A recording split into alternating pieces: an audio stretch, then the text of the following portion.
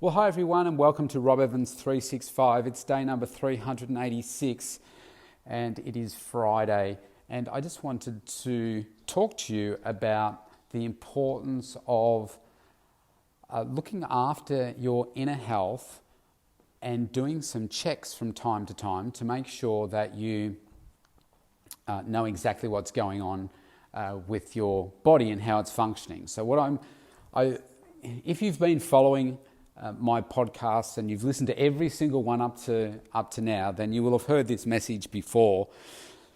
But because I just went through the process this week, I wanted to talk about it with you here now. Now, I encourage every single one of my clients, no matter what age they are, to have at least an annual checkup, like a full physical plus inner blood work and so forth, so that you can really assess, how can I say, like a passport of your health, a passport of your blood and what's going on with your inner workings, so that the younger you are that you do this, I wish I did it when I was in my 20s, so that you can just monitor over time what's going on, which is why it's good to find a good doctor. And so they'll always have your records because, I used to live in Bendigo, and then I lived in various places around Melbourne, and you change doctors, so the records still exist, but I don't even know whether those medical practices exist, and I can't remember all the ones that I used to go to, but I wasn't in the habit of also having the annual blood test. So what I do now is, a number of years ago, I said to my doctor, look, I want to have these annual checks, like a full physical. So for me, what that involves is blood pressure. So I can do that myself because I do it for clients, so I can test myself whenever I like to. So, but just for you, so you know. So it's a blood pressure test. Often they'll look at your eyes, ears, and that kind of stuff. For my eyes, I go to an optometrist. I do that at least annually, but sometimes it's twice a year, to go and keep a look at my eye condition, because I have this condition called keratoconus, and it deteriorates all the time, and I have to keep updating my contact lenses, etc. So it's good to see where that is at. Ears and stuff, to see if there's anything going on. I have skin checks as well. So I'm fortunate that, again, my good doctor, he's also a surgeon. He's got the right equipment and everything, so he can go over you with the right devices to have a look at all the different spots. I've got quite a lot of spots on my body. I've had a number cut off before. And so he does that for me. And then with the blood tests, it's making sure that you have everything tested. So you've got your normal ones. I can't remember all of them, but they'll check your vitamin levels, like vitamin D, vitamin B, and that kind of stuff. They will do your blood sugars. They do liver counts, protein checks. I think a kidney function test. Because I'm 50 now, they like to do the prostate check, which they do a blood test to see what the PSA levels are. And what else? Cholesterol, did I say cholesterol? They do that as well. But the thing is, you need to ask for it. So I had a good relationship with my doctor. He used to be a client, and he's got a good understanding of how I value my health. So we test absolutely everything. And that means you've got to take a few vials of blood out of you. But anyway, you're testing all the key things. And so I got the results of those back yesterday. So I had the blood tests on Monday, and my skin check and getting the results of the blood test was yesterday. And it may strike you as no surprise that I was in perfect health, and everything came back clear. So what does that do? I mean, it just gives you peace of mind. But what I find with my clients is that where health problems start to show up in clients is around, I'm going to say, 30 to 40 plus years after they start something starts in their body. So, I've used the example of, in the past, of things like cigarettes, asbestos, etc. It tends to take around 30 years or somewhere between 30 to 45 plus years for it to show up in some format in your body in a negative way. What happens, so even if you start abusing your body when you're younger, it's not going to show up probably until you're over 60. And this is where I start to see it show up in people. Once they get into their 60s, over 60s, then some of these more serious health issues can show up. And I'm sure that you would know of like a grandparent or, grandparents, uncles, aunties, whatever, that have been in that age range, and the number of pills that they've been taking. I mean, I remember all of my grandparents taking lots of pills when I was a kid. And, some are for blood pressure, some are for, blood thinning, some are for pain. I don't know what the other ones were for, but you just know that there's lots of different things.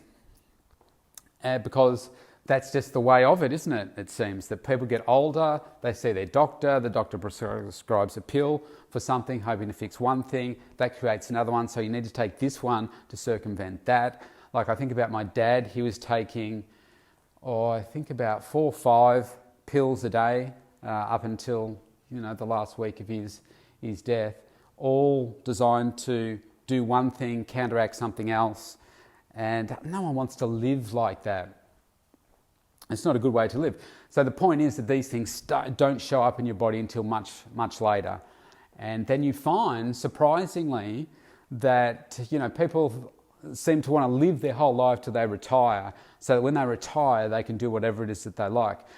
I'm here to tell you that I've got a whole bunch of clients that are retired or at that retirement age that spend so much of their time each week going to appointments with doctors, specialists, etc., because of the position that their health or their partner's health is in. It's very common. And if you think that is unusual, well, just think about it. A lot of these conditions that people suffer from involve the specialists that are in the city. Now, if they're living out here, then there's a lot of travel into these specialists. And if you've ever had to see a specialist before yourself, you know that you go to the specialist and you don't just walk in the door and go straight into the specialist. There's normally a wait period of some time for like a 10-minute appointment. And then you've got to, you probably go to the chemist or something, then drive all the way back home. And you can find that half a day can disappear just by virtue of going to that appointment. And I've got some clients that they would spend, maybe sometimes have 2, maybe 3 appointments a week because of the different treatments that they're having, whether it's a rehab person. I've got a client at the moment, her partner, she's constantly driving him around to different appointments. I think he has 3 different appointments a week to help with his condition. And she comes to me so that she can have some time out and look after her body. And, she's doing the right thing for herself. So my point here is that the physical tests that you have on your body regularly will help each year, so that the worst thing that can happen to me in 12 months is to say that, okay, well, there's an anomaly here, so something has happened over the last maximum 12 months, so that we can act on it pretty quickly. And I am going to the doctor if there is something that's more serious anyway, but it's like my shoulder, for instance. I don't go to the doctor for that because I know that all the doctor is going to do is refer me to someone else. And now what I have managed to find the specialist myself through the physio to the sports doctor to the right surgeon. And otherwise, I can't just ring up the surgeon and say, bang, this is where I'd like to go. So I found my own way to be able to do that. Otherwise, you go through your GP and go down that path. So, So that's what I do. Super important to make sure that you do it. I've got a clean bill of health, which is exciting. And let's just talk about that a little bit more now. So that gives me the result of what my hard work has done. So my genetics are not strong in my family tree. I've said this before, but just to refresh, I have my dad died of Alzheimer's disease. My grandfather on mum's side died of Alzheimer's disease. Dad passed away from a stroke in the end. His mum passed away from a stroke. Both sides of the family have cancer. There's hypertension issues. There's all kinds of different issues that have gone on in my family that put me in a high risk of potentially having some issues myself. My mum passed away at age 66, Dad passed away at 77, and my grandparents have passed away somewhere between 82, I think, to 91, something like that. But the closer the generations are getting to me, they're dying sooner. So, mum, 66, very young, of cancer. Dad, 77. So, what do? I look to optimize my health every single day, always looking for ways to get an edge, the performance edge. So, like the Isagenix products are what I'm using now to give me an even more of a 1% edge, if you like, over what I've been doing before, adding into my routine. And I think the key for me is just that I'm so focused on what it is that I'm doing with my health, because I don't want to have the outcomes that the rest of my family has had. Now, I can tell you that I am the most focused person in my family tree on their health and fitness. So I've got an older brother. He doesn't share the same passion that I do, and I worry about him because he is overweight and he has hypertension. He's on medication for that. He's a couple of years older than me, and he should be looking after himself better than he does. But people make their own choices. I am looking to find the fountain of youth for me through my training and so forth, and I've been doing it for so long that it shows up in these blood results. Okay, like I have a strong mindset.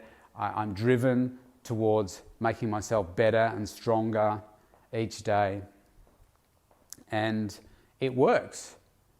And you could say, well, it works. You could tell that it works from looking at me and say, well, gee, I wish I looked like you. You look so healthy and energized, and you don't look 50. You only look like you're 49. And so looking at somebody is one thing, but then it's when you look inside and you can say, actually, yeah, look how healthy you are. Look how strong your blood is.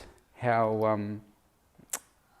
that's why you're vibrant and energized. It's showing up throughout your body, and that's why I keep having the test to make sure, okay, I know logic says to me everything that I'm doing is optimizing my health, but it's a way of also keeping myself accountable to know that, well, you can talk yourself in and say, oh yeah, look, have junk food, like once a week or something, or twice a week, and then maybe it's 3 times a week, but I still look and feel good as you justify it to yourself. But then maybe something shows up and, your cholesterol's gone up by 2 points this year. What's going on there? It's like, oh, well, gee, maybe that's all the junk food that's coming in. So, yeah. And I eat an enormous amount of plant-based food as well, so that it just helps keep me healthy. So, my message here to you today is for you to start doing this if you don't already do it. Okay, now what's an easy way to remember this? Use your birthday as the reminder to book in for your annual physical and blood tests. Now, don't go and do it on your birthday. and have a needle stuck in your arm on the day of your birthday, but use it as a reminder to say, okay, I've got a birthday coming up, I've got to do it. Now, my birthday's coming up in, what's the day? I don't know what the date is today, but it's just over, it's about 5 weeks away. So I always use this time of the year to do it, to make sure that I get it done. Now, what's great, again, with the doctor that I have, they send out a reminder. I've asked them to send me a reminder. They send me a reminder to get it done. And they send me a separate reminder for my skin check, so I tend to get it done at the same time. And then I just take care of it. I just go and do it. Yes, it requires some fasting. If you want a tip there, I normally do it on a Monday. So I'll fast overnight. So you fast generally from midnight. This is something I learned this time. They don't generally like it if you fast for longer than 12 hours because then, I don't know, it must have an influence. So I was cutting it fine this last one I went in for. So I generally do it on a Monday. Go to the blood place and get it over and done with, and then have some food. So that's what I do. Really, really important. Don't just be guided by how you feel. Don't be scared of having the test. And I'll give you another reason why. Because you don't know what you don't know, and sometimes these things can only show up in your body in terms of sending you a signal to how you feel is when it's progressed. So like mum's cancer, for instance, it only showed up for her when the pain got really, really bad for her, and then it was just too far gone. It was a really aggressive cancer that she had. You want to make sure that you're doing these things regularly so that you pick it up even though it's there, but it hasn't shown up as a pain just yet. And I know of a couple of examples, and unfortunately one is my ex-wife's mum never liked going to the doctor and having tests, especially blood tests, colonoscopies, all those sorts of stuff. She wouldn't go because she thought if she didn't go, she'd be okay. Now, obviously that's a stupid thing, no disrespect, but that's stupid because the problem still exists. It's just that someone's not telling you that the problem is there. So it's living with your head in the sand and pretending that something doesn't exist if someone doesn't tell you that it exists. So, she's had many people, siblings, parents and everything die of cancer. And that would say, she did go and have, I think, a colonoscopy. Once one of them passed away, I think, and she does that every few years. But she wouldn't go and have the blood test. Now, things were getting worse for her, and she still wouldn't go to the doctor. Anyway, she's just recently been diagnosed with Parkinson's disease, and I think she's now, I just think Angela might have said in the last week that maybe there's something else that's going on there as well. So she is somebody that's never looked after her health. She's never been focused on exercise or food. Italian background, so a lot of fried food, a lot of unnecessary oil, a lot of heavy pastas and stuff. She's overweight. She's not dramatically obese, but she's overweight, and just constantly been living a lifestyle. I think she's about my mum's age when she passed away, so I think she's in her mid-60s, and hasn't always fought against going to the doctor, and now unfortunately this shows up like this. Now, would it have mattered for Parkinson's disease and so forth? Well, I would say that the earlier you can detect any signs of anything, you've got more chance of doing something about it to, keep it away longer, stop it, whatever. So don't restrict or fight against these things. The other one that I just mentioned there, like the colonoscopy, I know that the whole concept of having a colonoscopy, now for those of you that don't know what it is, I mean, you can look it up and see what it is, but basically they stick a camera up your butt to go through your your digestive tract to see are there any polyps or cancers or anything, lesions, anything unusual that's sitting in there. Now the worst part about the colonoscopy is just the preparation, which is you need to, you hear some horror stories of how much you need to drink and stuff. It's pretty easy these days. I had mine last year, and it was called Picolax, and you have to take 3 sachets of it in 250 mils of water, and you have them about 2 hours apart. You start at I'm going to say lunchtime. You go 2 o'clock. I'll say 4 o'clock, 6 o'clock, something like that. And it basically just flushes everything out of you. And you're effectively fasting, but you can only have clear things. Clear, but whether it's water or a clear broth or something like that. No coloured stuff, because that can distort it, because it comes out coloured, so it looks like they just need basically the pipes to be clean. And I actually found the process really quite okay. And you're asleep for it, so you don't feel it, and there's no real after effects from it either. So you're okay. So important to make sure you do those things and don't be put off by it. Now, ladies out there, I know of some females that will not have their pap smears because they don't want to, go through that uncomfortable feeling as they, do the scrape and all that kind of stuff. And I can only go from what my other clients tell me, and that it's uncomfortable, but it's a necessary thing to do. It's really necessary. So don't skip on those things. Once you're over, I think it's 40 plus, and you're a female, then you want to be having your mammograms as well. Again, not necessarily comfortable, where they, the plates or whatever are squeezing your boobs and stuff, but again, really necessary, because whatever it is that is in our food or we're breathing in terms of metals through the air and stuff, who knows how these things are trapped in our body and can form cancers and so forth. So we just want to make sure that we're doing the regular tests that we have at the moment available to us to see what is our health like. So we've got these tools available to us. We need to use them. We need to make sure that we're exercising, we're doing our strength training, we're doing our cardiovascular training, we're eating clean, healthy, nutritious food, we're making sure that we're vitalising and revitalising our body, we're cleansing when necessary to get rid of all the toxins, and we're living a vibrant, healthy, happy life. And then regularly testing to make sure that, okay, do we need to change some things? What is showing up in your body? Because like me, I've got poor genetics, but I'm doing everything that I have available to me to optimize my health. It may just be that one day my genetics are going to say, well, you're going to get Alzheimer's, or you're going to get this, and it's just a matter of time before something comes into my body. Then I'm still going to be putting myself in a better position than if I just said, oh well, I'm not even going to bother trying because this is going to be my fate anyway. We're never going to know that.